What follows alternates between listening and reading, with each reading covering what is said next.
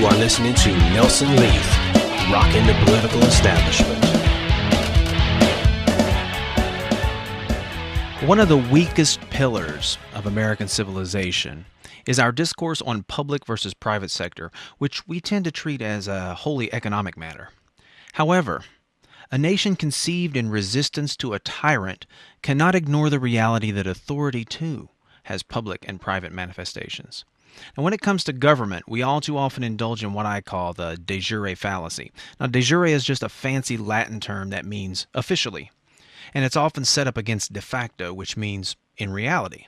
For example, North Korea is officially, de jure, called the Democratic People's Republic of Korea, but it is de facto not democratic, not a republic, and not belonging to the Korean people at all.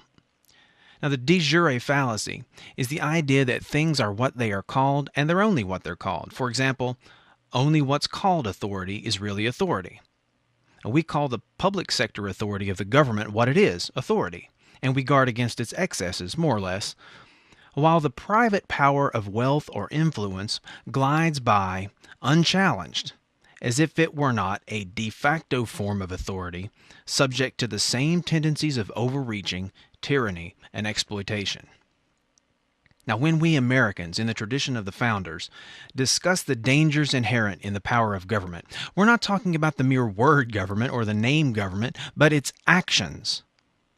What we call government is not the only institution that acts as government over the lives of people. If we truly believe that power must be checked for freedom to be preserved, if we truly believe that authority must be accountable to justice and the principles of liberty, then any organization that exercises influence over the lives of human beings should be subject to the same ethics, the same laws, and the same processes of accountability as the institution we explicitly name government.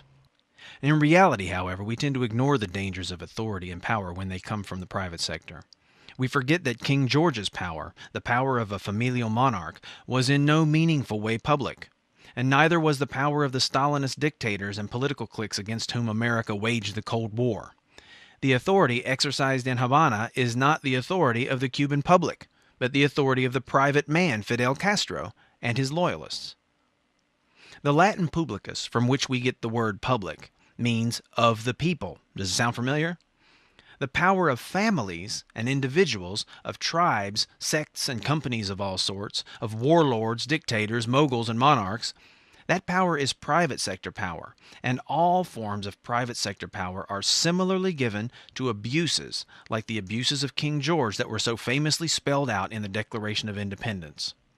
We ignore private sector power to the peril of our republic and to the shame of our sense of patriotism.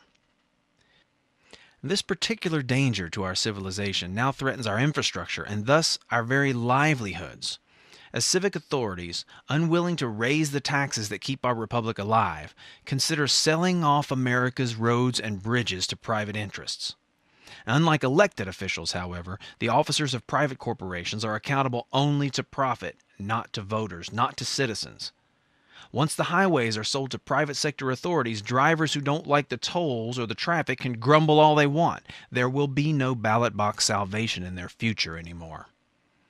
Now, if they're not careful, taxophobic voters strangling our republic of its lifeblood just so that they can afford a slightly larger SUV or a high-definition television will eventually find themselves under the thumb of a form of authority that does not fear Election Day, the unaccountable, plutocratic authority of the private sector.